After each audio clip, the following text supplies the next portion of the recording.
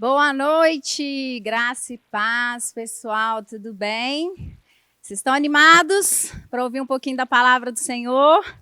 Eu estou super animada, porque essa palavra é maravilhosa. Essa palavra, ela nunca muda, mas ela sempre nos constrange pelo amor do Senhor. E hoje, nessa noite, eu estarei falando sobre o fruto do Espírito: fidelidade, mansidão e domínio próprio. Amém, aleluia. Vamos orar? Pai, obrigada, Senhor, porque o Senhor é bom em todo tempo.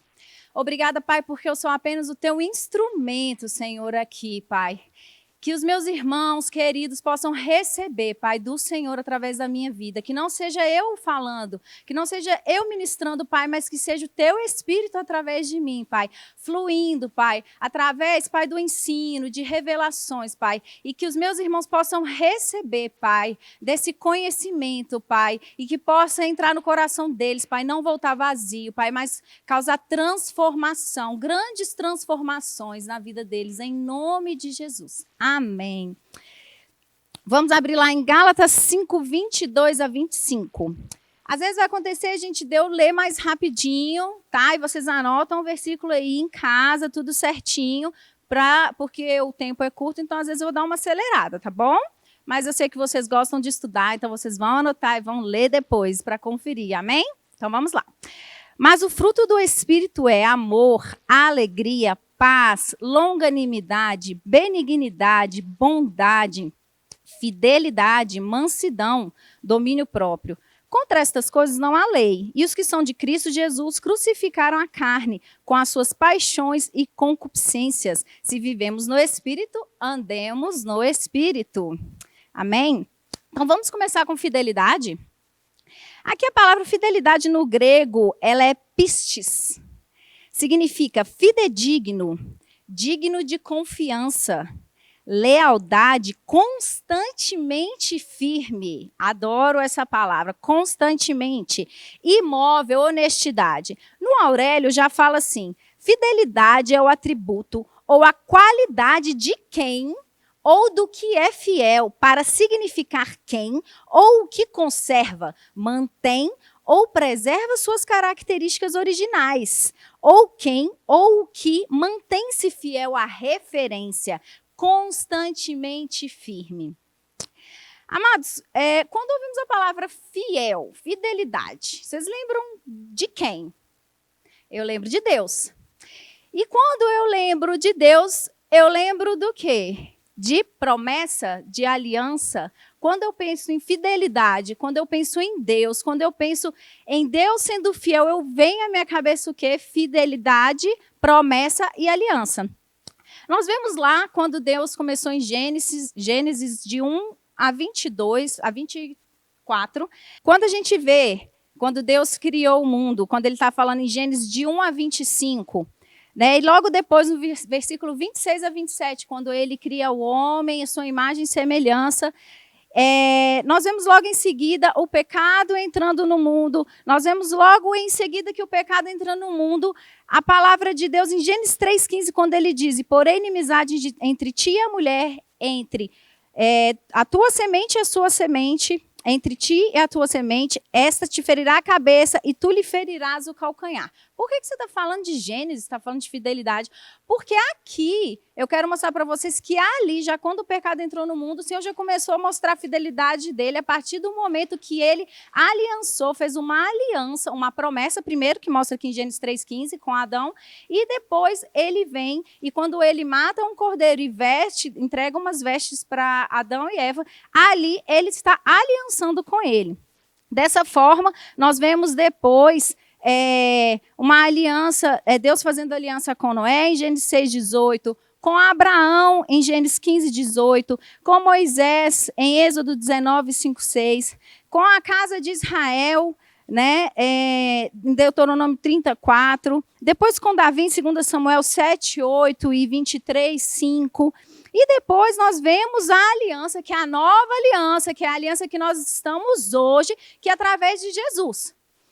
Então, nós vemos que em todo tempo, no Velho Testamento, nós sabemos, você faça o rema, para você conhecer sobre A aliança de sangue, aí você vai entender tudo isso que eu estou falando, que parece às vezes, para quem não fez o remo, um pouco estranho.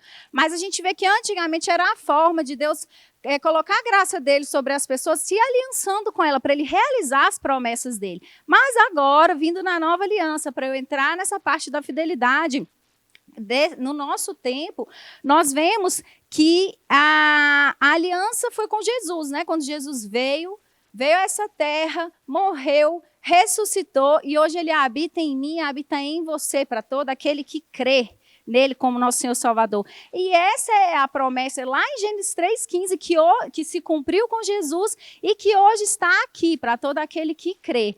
E ela nos traz a fidelidade de Deus. E aí, então, Isabela está falando da fidelidade de Deus. Ok, e agora eu quero falar da nossa fidelidade para com Deus. Porque a fidelidade que é Deus, e vocês viram nas outras lives sobre o amor, a paz e tudo, mas na primeira live sobre o amor, que o amor envolve todas essas coisas, né, é como se fosse um cimento unindo todas as outras características, né, do fruto do Espírito, você vê que a fidelidade dele em nós, ela é imutável, ele é fiel, ponto e acabou. E aí, o que ele requer de nós? Também que nós sejamos fiéis à vontade dele, fiéis à palavra dele, fiéis em obediência a ele. E aqui eu quero falar primeiro da nossa fidelidade com ele. Em 2 Timóteo 2, 11 a 13, fala assim: palavra fiel é esta, que se morrermos com ele, também com ele viveremos. Se sofrermos, também com ele reinaremos. Se o negarmos, também ele nos negará. Se formos infiéis, ele permanece fiel. Não pode negar-se a si mesmo. Eu acho isso maravilhoso, porque nós somos falhos. Mas mesmo se nós falharmos, se nós errarmos com o Senhor, claro que em seguida viemos ao arrependimento, né, oramos e conversamos com o Senhor, e Ele é sempre rápido a nos perdoar, mas Ele se mantém fiel, amados. Não muda, Ele não muda. Nós, às vezes, podemos mudar, mas Ele não. Mas o que Ele olha? A interesse do nosso coração. O quanto nós desejamos permanecer fiéis a Ele, o quanto nós desejamos buscar constantemente, trabalhar, exercer, né, fazer um exercício dentro de nós para essa fidelidade. E não só com Deus, mas através, aqui na terra, com os nossos líderes, através do dízimo, através de outras atitudes aqui, nós também estamos sendo fiéis ao Senhor.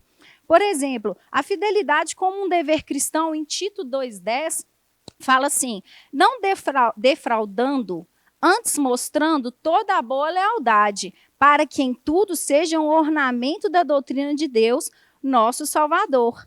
Então, pessoal, nós precisamos mostrar fidelidade em tudo que nós fazemos. Nós precisamos dar uma palavra a um irmão, dar uma palavra a uma pessoa, a um ímpio, e cumprir. Porque nós representamos Cristo. Nós precisamos dar uma palavra a um líder. Nós precisamos, às vezes, você fala uma coisa que às vezes parece boba num WhatsApp e fala: estou chegando. Você de fato tem que estar chegando. Você tem que cumprir, você tem que ser fiel à sua própria palavra, porque Deus é assim. Porque Ele é fiel à palavra dele, Ele não muda, e nós também não devemos mudar. Nós não podemos, amados, ter o Senhor como nossa inspiração, ter Cristo como nossa inspiração e achar que a gente pode andar de qualquer jeito. Porque é muito sério, porque quando nós oramos e nós colocamos algo no Senhor e nós descansamos, nós cremos que Ele é fiel. E nós descansamos porque sabemos da sua fidelidade, que ela é real e que ela é constante. Então, Deus também quer que nós sejamos dessa forma. Ele quer que nós andemos dessa forma. Claro, é um treinamento, é um exercício, sim, mas não é impossível. Em 1 Timóteo 1,2, nós podemos demonstrar nossa fidelidade no ministério. Timóteo fala assim, Paulo fala a Timóteo assim: a Timóteo, meu verdadeiro filho na fé, graça, misericórdia e paz da parte de Deus, nosso Pai, e da de Cristo Jesus, nosso Senhor. Ele demonstra, Paulo fala com ele, que ele reconhece a ele essa fidelidade, dessa fidelidade a ele, de Timóteo com Paulo. Eu não sei quem já leu o livro Em Busca de Timóteo, né? Mostra como que é essa relação entre os dois, essa fidelidade. Eu creio que os nossos líderes esperam isso de nós. Eu creio que os nossos pastores esperam isso de nós. Às vezes, servindo num departamento, honrando com a nossa palavra, chegando no horário, cumprindo com aquilo ao qual eles nos convocaram. Eles estão contando conosco. O descanso deles para eles exercerem aquilo que eles precisam dentro da igreja é contar que nós vamos ser fiéis à nossa palavra e àquilo que foi delegado a nós. Também quero falar da fidelidade nas finanças. Em Lucas 16:10 fala assim: quem é fiel no mínimo, também é fiel no muito. Quem é injusto no mínimo, também é injusto no muito. Pois, se nas riquezas injustas não fostes fiéis, quem vos confiará as verdadeiras? Amados, nós queremos mesmo, né, que o Senhor superabunde em nossa vida, queremos prosperar no trabalho, queremos, né, receber mesmo presentes esperados e inesperados do Senhor, e queremos que Ele confie em nós muito, e agora eu estou falando de finanças mesmo, queremos prosperar, e a palavra diz que devemos prosperar, enriquecer para toda generosidade, mas, amados, como que Deus pode? Ele é pai. Eu não sou mãe ainda, mas eu tenho vários sobrinhos e acompanho o crescimento deles. E também vejo várias pessoas, vários pastores à minha volta, que realmente eu tenho uma inspiração como paternidade. Eles não vão dar aos filhos aquilo que eles não estão preparados para receber. Não vai ser diferente com Deus. Porque Ele vai entregar algo em nossa mão se nós não estivermos preparados. Então, Ele precisa ver a nossa fidelidade no pouco. Como que é fidelidade no pouco? Eu posso dizer de duas formas. Primeiro, a fidelidade no dízimo, nas ofertas, que isso não é o pouco, isso é um mandamento, né, o dízimo. E a oferta, eu creio que quem entende essa palavra do dízimo, quem entende sobre colheita, sementeiro e colheita, não tem problema em ofertar. E o pouco, às vezes você não tem um dinheiro aqui, mas eu já ofertei até bombom para pastor, já ofertei até brinco, já ofertei anel, a gente oferta aquilo que está no coração. Às vezes é pouco para alguém, mas para o Senhor não é. E Ele olha isso e fala, uau, eu posso confiar. Ela não é apegada a essas coisas, ela está preocupada em semear. O coração dela está preocupado em semear. E de outra forma também, amados, eu vejo em ofertar em ministérios, em missões. Às vezes, na vida de pessoas, na rua. Um exemplo, eu estava outro dia retornando da igreja e eu tinha apenas R$50 na carteira, mas esses R$50 era na carteira e praticamente quase em tudo. Aleluia! Porque era só o natural, porque eu sou rica. Mas o que aconteceu? Eu subindo, chegando à minha casa, eu vi um rapazinho subindo de bicicleta nesse Uber Eats. E ele subiu e na hora o Senhor falou, dá os R$50 para ele. Eu já tinha passado de carro, aí eu falei, Senhor, é para ele, porque eu já tinha orado. Eu falei, Senhor, eu quero ofertar esses 50. E quando eu fui dar a voltinha, eu fechei o menino tadinho. Coitado, até assustou, né? Parei sim, falei com ele e falei, ei, como você chama? Aí ele falou o nome dele, eu falei, chega aqui pertinho. Aí ele meio, né? Que essa moça meio doida, né? Faz isso. Cheguei e falei, Senhor falou para eu te dar esse valor aqui. E eu ofertei, falei, olha, Deus te abençoe, dei uma palavra para ele. Esse menino, gente, eu vi que ele segurou, mas que menino, eu creio que Deus estava falando algo na vida dele, Deus estava ministrando mais cedo o coração dele, Deus estava ouvindo ele. E o Senhor manifestou através da minha vida a resposta que ele precisava. E se eu fosse parar para pensar, era pouco. Senhor, como que eu vou dar isso? Isso no momento ali, talvez as pessoas pensem, né? Como é que vai ser essa situação? Como é que eu vou tirar daquele pouco que eu tenho? Mas isso para o Senhor é muito. Para você, às vezes, ser pouco. Isso poderia ser bobeira. Você pode chamar como você quiser. Eu chamo de Deus se manifestando através da minha vida, alcançando a vida de alguém. Sabe? Às vezes a gente demora um pouquinho nessa parte de finanças, gente, porque é uma área que eu posso falar que o Senhor me abençoou muito, porque eu não sou presa e ligada a essas coisas, porque eu tenho uma confiança muito grande nele. Vamos entrar agora na parte de mansidão e fechando fidelidade, amados. Lembrem-se, quando você descansa no seu Pai, quando você coloca suas intenções nele, quando você coloca o seu coração nele, descansando, e você realmente descansa porque você entende que ele é fiel. Então, amados, lembre-se que ele está olhando para você como um filho amado, querendo que você seja fiel à palavra dele, fiel às práticas da palavra dele, fiel às lideranças instituídas por ele sobre sua vida. Amém? Vamos para a mansidão. Mansidão, aqui no grego, é praotes. Significa gentil, moderado, submisso. No dicionário W. Vine fala assim: em seu uso na escritura, não consiste só no comportamento externo das pessoas, nem ainda suas relações para com o próximo, tampouco sua mera disposição natural. Antes, é uma entretecida graça da alma, cujos exercícios são primeiramente para com Deus. É o temperamento de espírito no qual aceitamos seus procedimentos para conosco como bons e, portanto, sem disputar ou resistir. Uau! Quando eu li isso, sério, eu falei, pronto, acabou.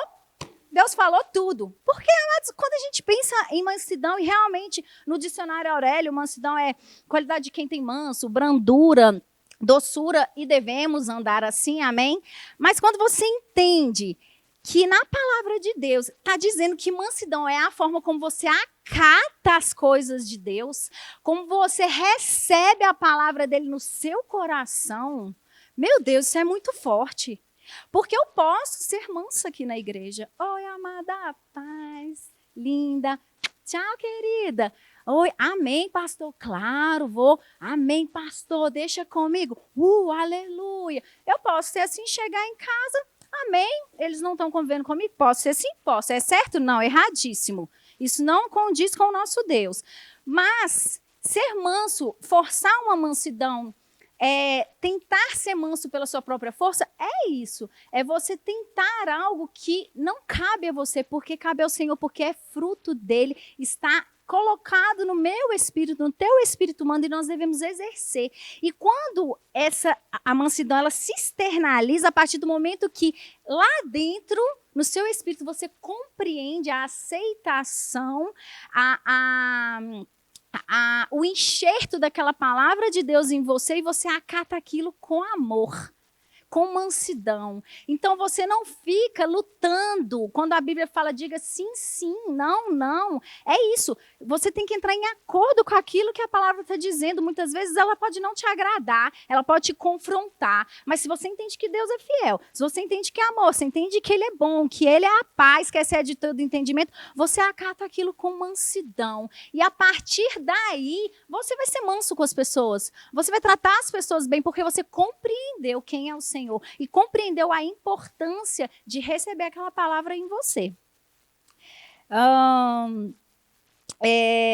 Se você quiser anotar, sobre isso fala em Tiago 1:21, né? Seja humilde para com a palavra, que vai criar raízes por dentro com poder para salvar sua alma. Olha que coisa maravilhosa.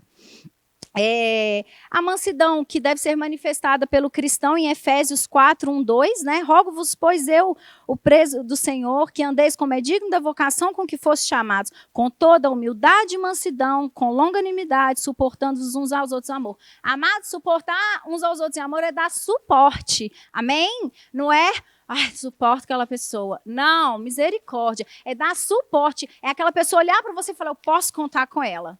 Isso é dar suporte, amém?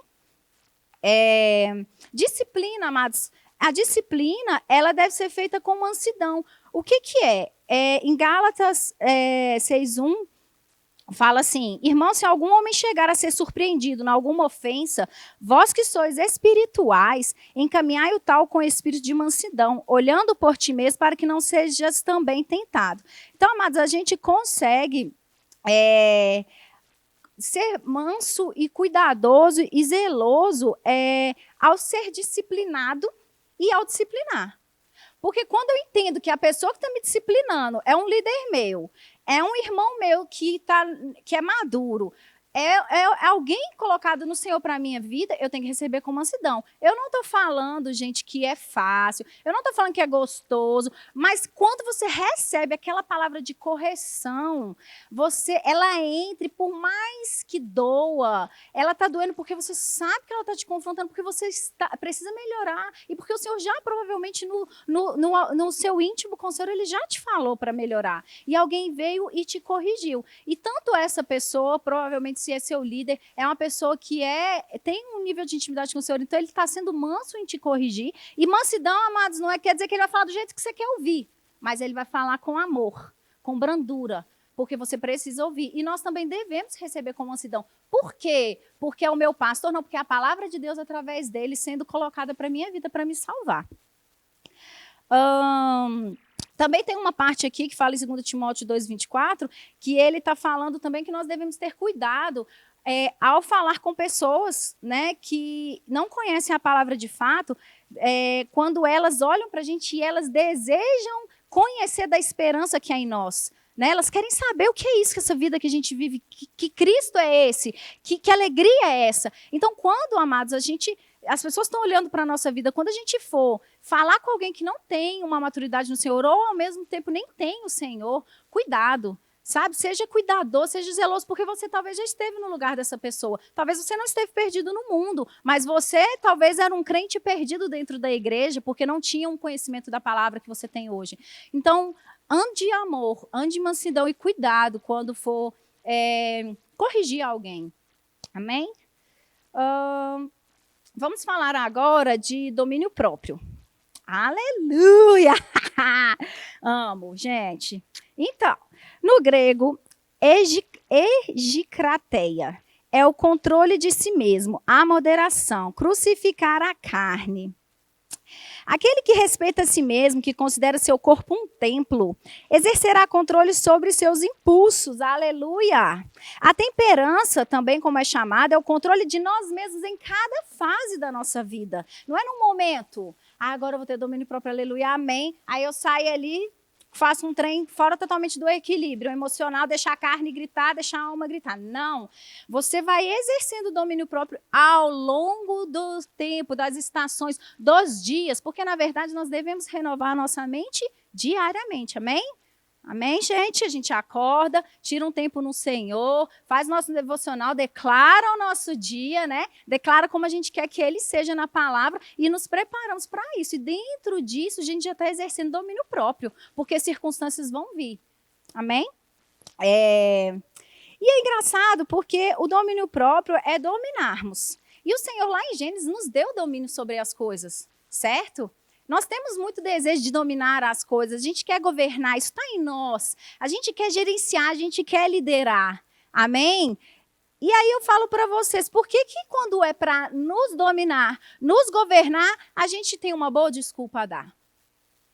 Ah, não, mas aí não, é porque você não entende, é porque você não sabe. Não. Mas você está pronto para falar da vida do outro, para falar que o outro tem que fazer isso, que não é possível, que ele não consegue dominar aquela atitude dela até hoje, 10 anos na igreja. Mas e você? E a mim? Nós estamos nos analisando para ver o domínio próprio, como estamos exercendo ele na nossa vida, nas áreas da nossa vida.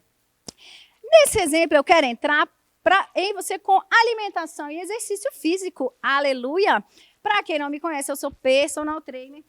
Então, eu gosto muito de falar dessa área. E eu quero falar para vocês de 1 Coríntios 6, 12 e 14, que fala assim: todas as coisas me são lícitas, mas nem todas me convêm. Todas as coisas me são lícitas, mas eu não me deixarei dominar por nenhum. Os alimentos são para o estômago e o estômago para os alimentos. Deus, porém, aniquilará tanto um como o outro, mas o corpo não é para a fornicação, senão para o Senhor e o Senhor para o corpo. Ora, Deus que também ressuscitou o Senhor nos ressuscitará a nós pelo seu poder. Aleluia! Gente, tomar Coca-Cola é bom? É lícito, mas não te convém, porque ela tem o mesmo pH da água sanitária. Entupir de sanduíche, de hambúrguer, tudo isso mais, te convém? Você pode fazer, mas você está correndo um grande risco de entrar no pecado da glutonaria, que é um pecado da carne. E nós estamos falando do fruto do Espírito, e nós estamos falando do domínio próprio, aonde você tem a responsabilidade de dominar as suas vontades. Aqui, a palavra fala que nós somos templo do Espírito Santo de Deus. Você gosta de chegar na sua casa está suja? Você gosta de chegar na sua casa, está um monte de roupa fedida na área para você lavar? Você gosta de chegar na sua casa e chegar e encontrar a pia, às vezes passa um tempo ali sem lavar durante o dia, se bater um calor, aquele molho fica com um fedorzinho? Você gosta? Você não gosta, não. O Senhor também não gosta de habitar num corpo que está inflamado, num corpo que está mal cuidado, num corpo onde era para ser uma máquina maravilhosa em benefício do reino, para exercer as atividades do reino. para que você possa correr a carreira proposta que Ele fez a nós, né? E eu falo vocês, amados, porque essa é uma área que, glória a Deus, eu consigo, eu tenho facilidade hoje em vencer, tá? Mas peço perdão por estar sempre falando vocês, é que eu gosto de sempre me encaixar porque eu gosto de renovar minha mente. Mas a gente não gosta disso. Nós não gostamos disso. Nós não gostamos de, às vezes, a gente olha para o outro e vê o outro lá, às vezes o marido ou a esposa, você está gordinha, essa barriguinha, ó, quando casei com você não tinha isso, não. Pois é, você não tinha, mas você está olhando para você? Você, então, esposa, você tem ido para a cozinha e fazer um alimento saudável para que a barriguinha do seu esposo pare de crescer e ela comece a diminuir? Você tem organizado a sua rotina para que você possa fazer, abrir mão de algumas coisas para que os seus filhos e o seu esposo tenham uma alimentação saudável, tenham uma vida saudável, porque, amados, o exercício, a alimentação saudável, eles são como escovar dente e dormir. Que isso, Isabela? Sim, todo dia, pela Organização Mundial da Saúde, 30 minutos no mínimo de exercício físico todos os dias. E não é atividade física, que isso aí já é um outro ponto, entendeu? Uma outra coisa. Mas é exercício físico, é algo específico para o seu corpo movimentar. A produção hormonal, né? A liberação hormonal, isso tudo influencia. Amados, você que é casado, você sabia que a produção hormonal, o exercício influencia na libido? Às vezes estamos aí, eu ouço ministrações de pessoas, né, de pastores que falam sobre a importância do exercício, que vivem essa prática e comentam que às vezes no gabinete chega um casal desanimado e ele dá essa dica, faça exercício, se alimente bem e o negócio volta a ficar legal. Sabe? Isabela, nossa, é verdade, porque temos hormônio que é liberado durante o exercício, a leptina. Tem alimentos que promovem a leptina. A leptina ela faz o quê? Leptina. Ela faz o quê? Ela traz a saciedade.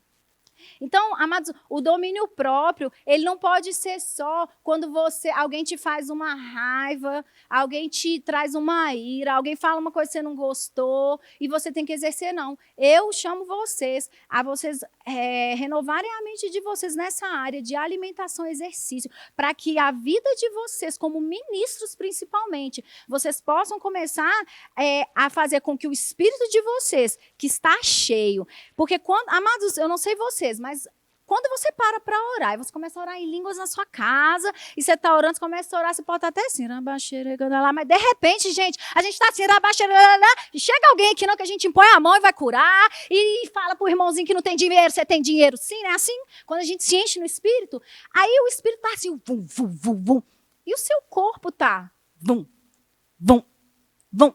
Aí o seu espírito quer correr, o seu espírito quer fazer a obra, o seu espírito está assim, e o seu corpo não está acompanhando. Então, medite nisso, reflita nisso, que isso é algo muito sério. Amém? Em relação também, gente, à parte sexual.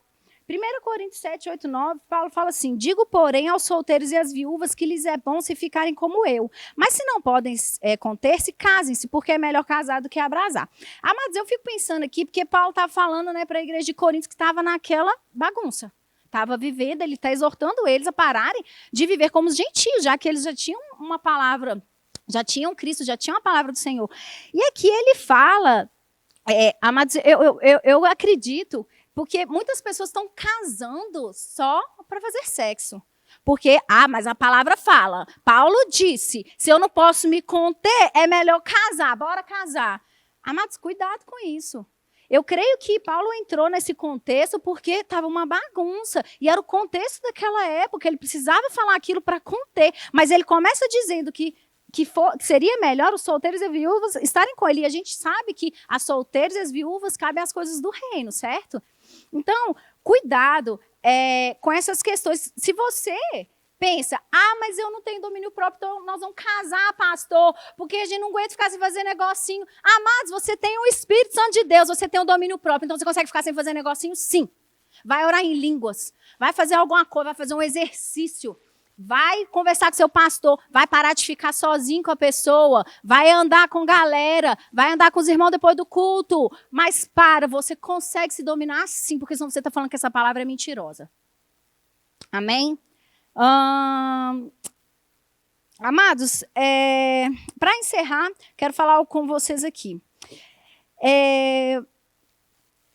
Assim como em uma árvore os frutos não nascem maduros, né? Eles não nascem prontos, assim somos nós, cristãos. O fruto do Espírito, ele está no nosso espírito humano, e o nosso espírito humano vai produzir frutos. Então, nós vamos, através da paz, do amor, da alegria, da bondade, da fidelidade, da mansidão, nós vamos trabalhar diariamente com a palavra, renovando a nossa mente, buscando ser obediente, buscando nos arrepender quando errarmos, buscando não errar mais as mesmas coisas, sermos melhores. Nós vamos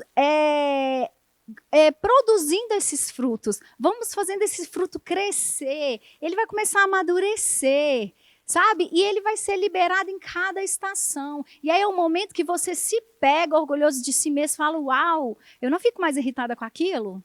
Uau, olha como eu reagi a tal situação. E aí um líder seu fala, olha, eu quero que você faça tal coisa. Aí você, uau, meu líder me chamou para ministrar, que top. Por quê? Porque ele viu um fruto na sua vida, ele viu manifestações na sua vida onde ele está vendo que você está andando em crescimento.